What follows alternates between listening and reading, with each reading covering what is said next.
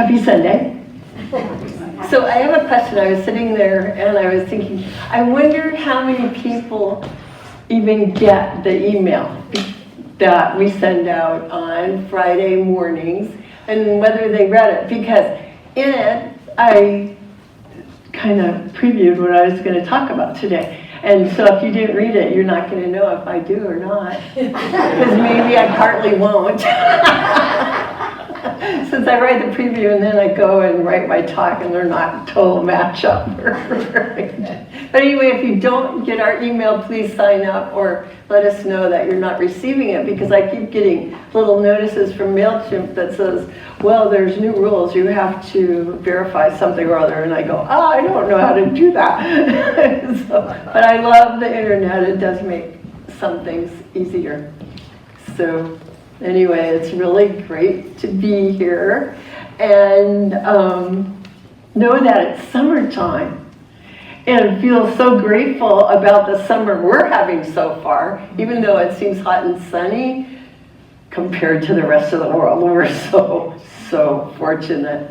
And there are certain things that happen in the summertime, right? I mean, June is famous for being the month of graduations.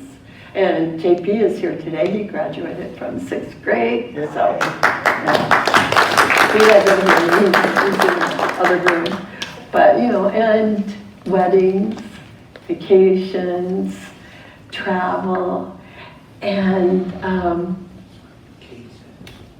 it feels in a certain way, if you look at it, like June is a little bit of a drum roll. You know, we're starting to set ourselves free. We're going into July, and then we really, you know, let out the fireworks for freedom.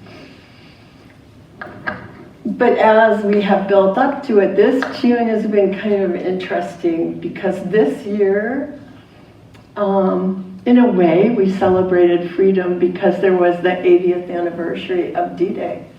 And in a way, we celebrated freedom because we had the 75th anniversary of NATO. And in a way, we celebrate freedom because we just had here the 4th Juneteenth national holiday. I mean, and it's a holiday that has been celebrated by some people more informally for over 150 years, but finally it's a national holiday and we can take pride in that. And this month is Pride Month, right? And that's also a celebration of freedom, of allowing freedom for people to be themselves and to take pride in themselves. And for us, since I know we all have friends and family, if not ourselves, who fall into this category, for us to be celebrating and accepting and just feeling that wonder of freedom in expansion. And, you know, freedom is both personal and it's universal. It's a universal principle, freedom. So I think it's fitting that also it's in this month of June that we experience the summer solstice. And it was nice. It was a full moon summer solstice. And I have to say, okay, I was a little shocked because I always like Stonehenge, that's such a great thing, you know, and a lot of people, you know, want to celebrate the solstice at Stonehenge. And I was shocked when I saw that some, I'm going to call them so-called environmentalists, sprayed orange on Stonehenge this year. And it turned out, well, it was just orange flower. And I thought to myself, though, but they should have used flower petals instead of cornstarch or whatever kind of flour they used, I don't know. But, you know, and I don't want to be judgmental because, you know, I was really young and foolish before too. And I still am what I call foolish. So I just want to, you know, not all the time, but occasionally. So I was thinking about this and I just But, probably we've all done something silly that we kind of live to regret. But how did that impact you? So I know for those people who thought they ought to run and spray powder on Stonehenge, that they have really learned something wonderful from doing that. And it was the harmless prank. And I'm just going to celebrate that we're also free to make mistakes. We don't have to be perfect all the time. And that brings me to the subject of today, which is creativity and creation. Because the idea of spraying flour on something, well, you have to at least give them credit. It was a creative, silly idea. Well, summertime is the perfect time to loosen up, to indulge in a little random creativity. I mean, the days are longer, so we do have some extra time. It feels like we have extra time, get a little more energy in the summertime. So why not draw some inspiration from the life of a fruit tree in the summer and think about how it has moved from its winter state of quietness to its spring state of flowering promise to that summer state of actually creating the fruit that it's going to offer up. And it does it automatically. A plum tree doesn't make a decision that it ought to get busy plumping up its plums. It just doesn't. There's a life force that flows through it, which is the whole basis of its growth cycle. And the truth is that the very same life force flows through us, although our lives are more complicated than that of a plum tree, thank goodness. So if you think about the life force, can we call that life force the creator? In the first book that the founder of our teaching, Ernest Holmes, wrote, it was called Creative Mind. And the first words in the book were, and he was quoting the Bible, "In the beginning, God." And he said, clear and expressive are these words, in the beginning, God only, no manifest universe, no system of planets, nothing of form or life, of brute or man. And I just want to say, this was like well over 100 years ago, so brute means no animals, right? Man just means any person, because people had different customs, including calling God him. But remember, they called sailing ships she's, right? Whatever. But still, whatever the language used, the truth is the truth. It's timeless, or it wouldn't be the truth.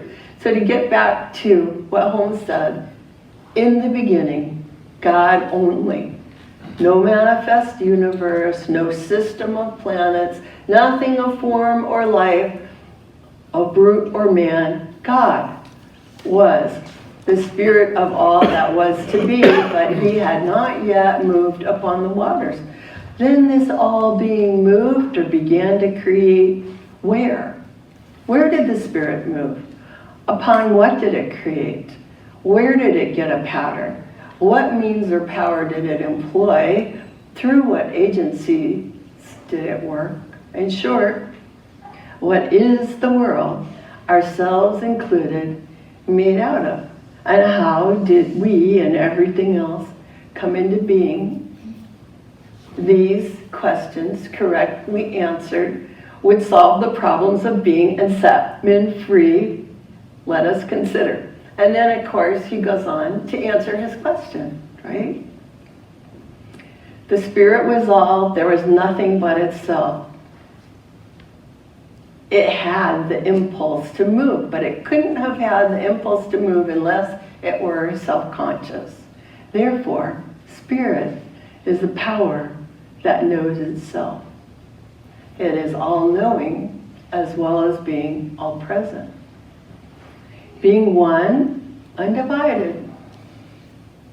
Whatever it knows, it must know all over instantly. So we find then that spirit operates through self-knowing. It moves. And that inner movement must be one of infinite power, moving upon itself. Since it's all there is. There's nothing else it can move upon. And with a definite purpose. The spirit moves upon itself, makes out of itself all that is made. So in other words, what we see may come from what we do not see through some inner intelligence of work, which knows there is no power but itself. So I see a few people looking puzzled. What am I talking about? I'm talking about this idea of creation, that there is only spirit, that everything is spirit, made from spirit, by spirit, through what in the Bible they call the Word, but we define the Word as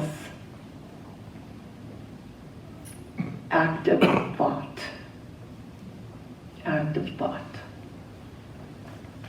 So this one thing that we call spirit, the thing itself, manifests itself through all creation, but it's never absorbed by creation. It's never limited by creation. This manifest universe is the body of God, the logical and necessary outcome of this infinite self-knowingness of God. The simple truth is there is nothing but God. Everything we sense and feel and experience is actually the substance of God taking form one way or another. So when we talk about the idea of creativity, let's just begin with the idea of creation. So we don't know exactly how the Creator creates, but however it has taken place or does take place, it is some kind of an inner thought process. We call this process the Spirit making all things out of itself. And that's why in the Bible it says God created with the Word, meaning the inner activity of thought. So Holmes wrote, and this is getting to where I'm going. Holmes wrote, the impulse of the spirit to move upon itself, must be caused by a desire to express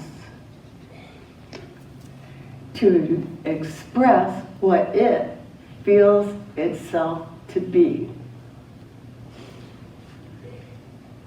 Real beauty,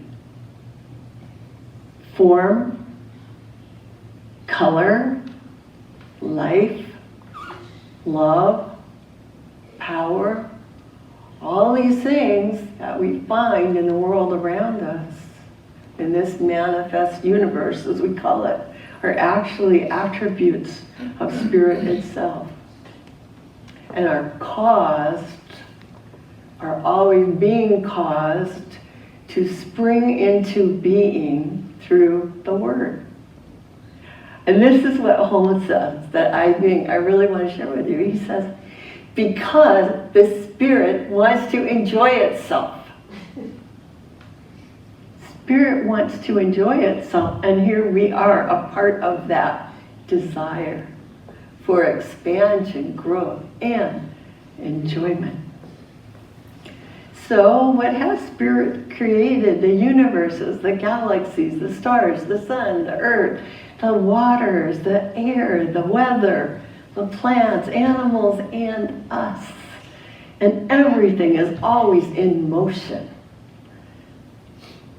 Everything is always springing into being through the word, the inner activity of thought, because Spirit wants to enjoy it. So when we say Spirit is joy, when we say I am joy, we mean it. Spirit is joy. While it appears that life in general is unfolding in a somewhat automatic way, and really there has to be a system. You know, things can't be totally random. Everything can't be random. We need to know that when we take one step on the ground, that the next step we take, we're still gonna hit ground, right? There's gotta be some kind of natural law or system that is followed in this creation.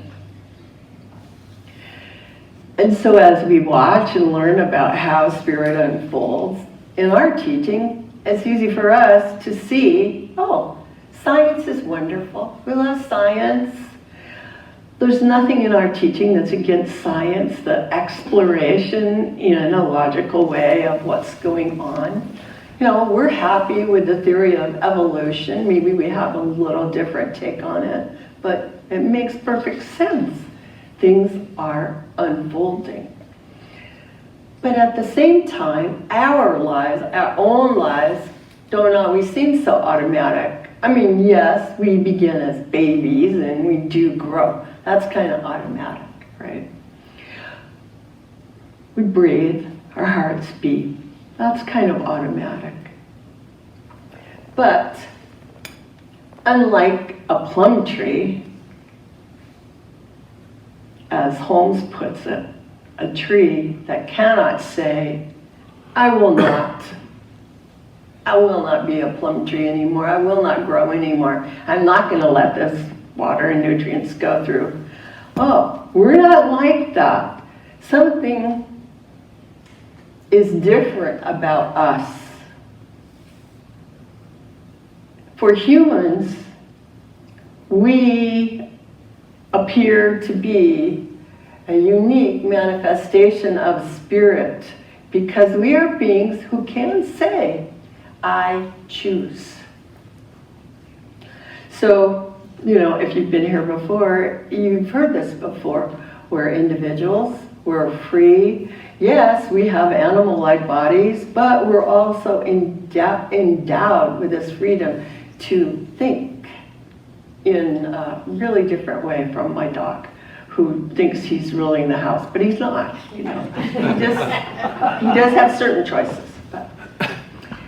But we think in a very special way. We have this freedom, and we also have the freedom to actually use the power of our word, the power of our own personal interactivity of thought, to create our own personal lives and experiences. So I just have to say, I was laughing because I was telling Sandra, who brought the flowers today, something about, I don't have fear of public speaking, but I have fear of remembering people's names, right? I set that thought in motion. And then Maureen stands up, who never forgets a name. I mean, she just doesn't. And forgets Lucille's name. So I'm sorry if I influenced you. We do influence each other, right? But it was, anyway, I was sitting there going, oh yeah. She must have caught that from me, I don't know. But we do. We have our personal ability to think. And when we think, we do create our own lives and experiences individually and also in a shared way. And this is what we're talking about when we say that our thoughts create the tendencies in our lives. When we say, change your thinking and change your life, because our thoughts are creative. They're always creative. However, it's also true that a lot of times our thoughts can be chaotic or confused or vague or maybe influenced by other people or what we watched on TV last night. And so the days can slip by on and on until eventually, hopefully, we might wake up and find that maybe it's time to make new choices to ensure that we're experiencing life as we choose to experience it. So it's time to live creatively. It's time for us to wake up to our spiritual magnificence.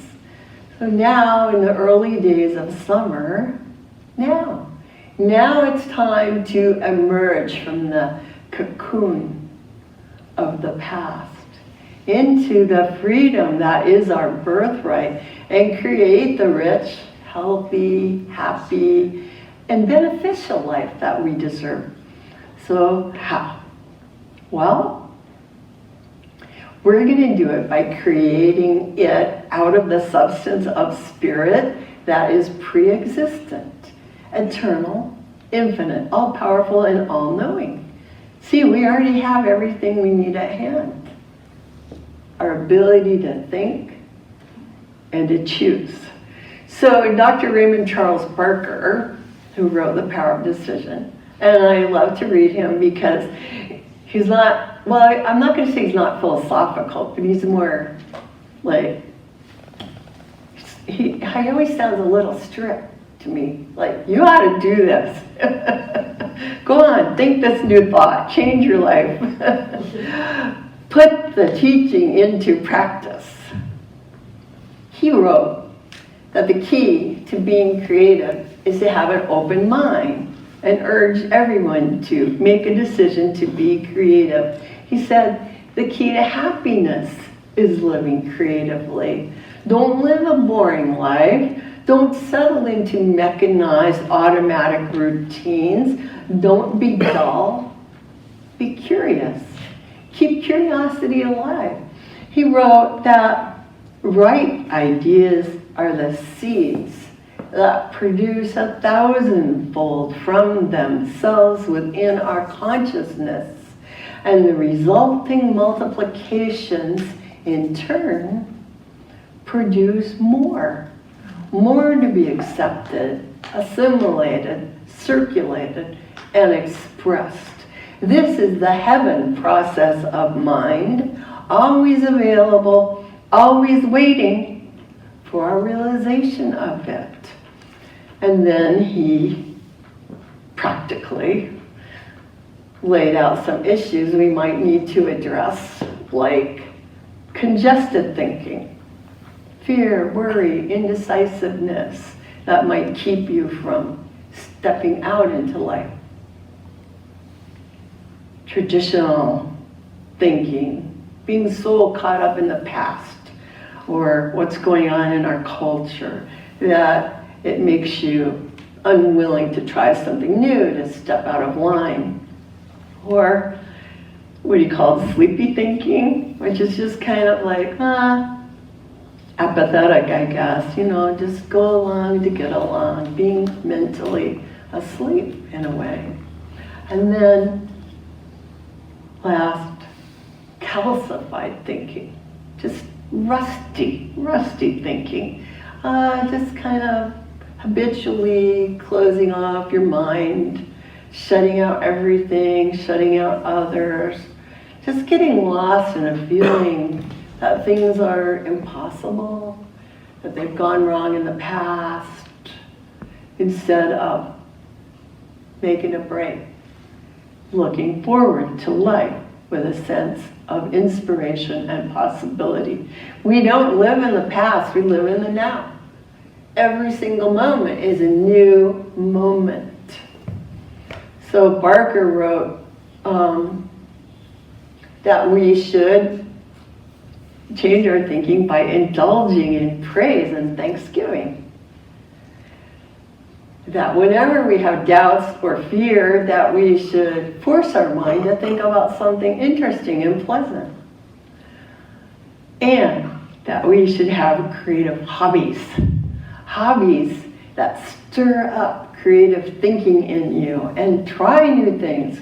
Take on new projects for fun. Not to become an expert, but to have some fun without strain.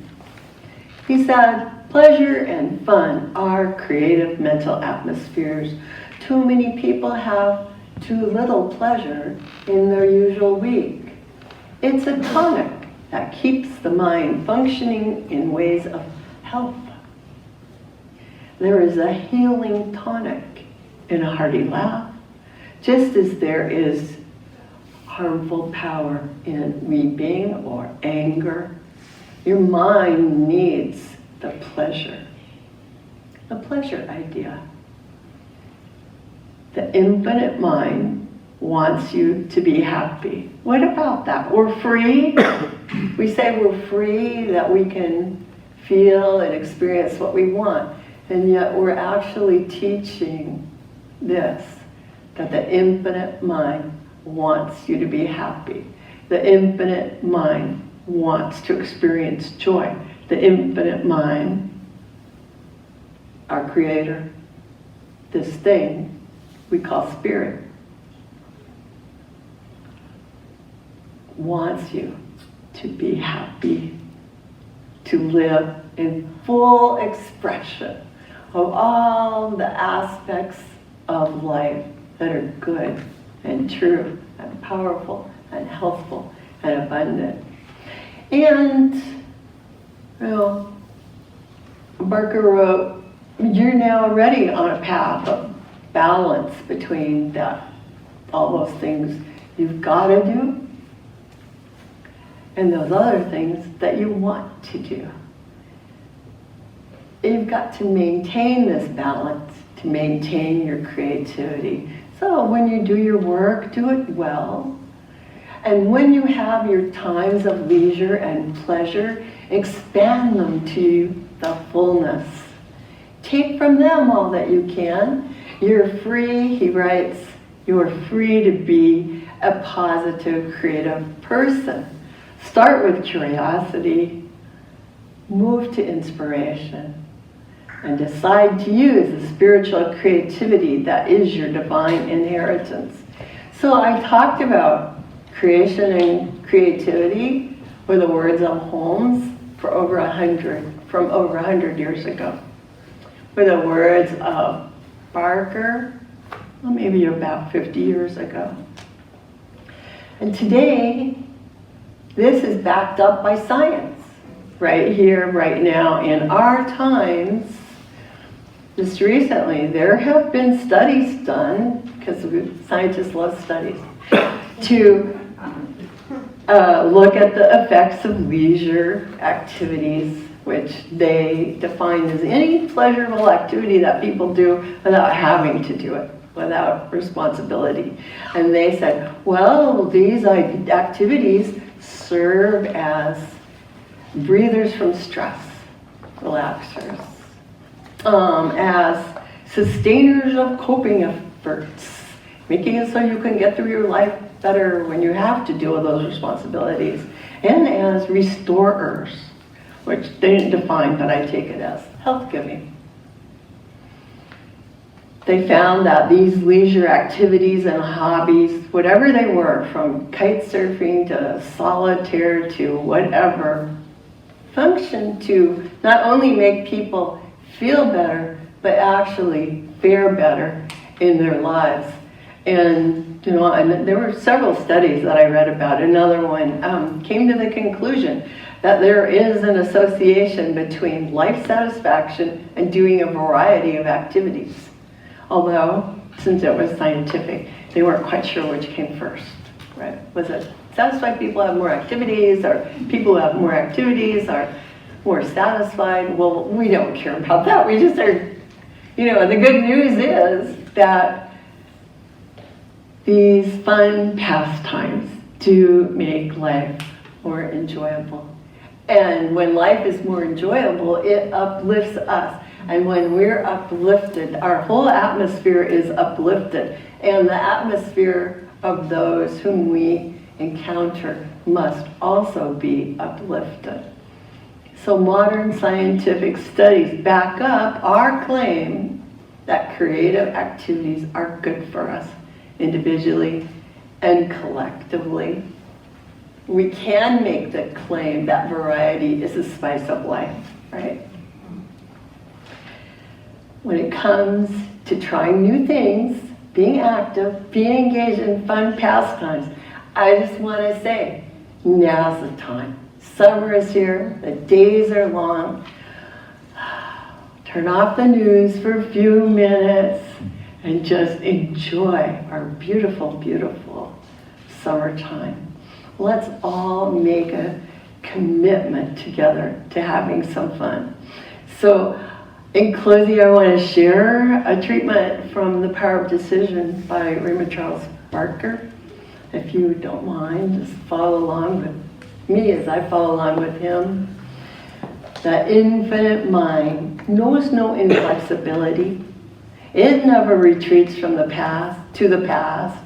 It never destroys itself.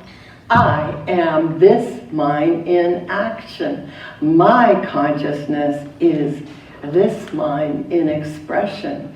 God's mind is up to date, so my consciousness is up to date.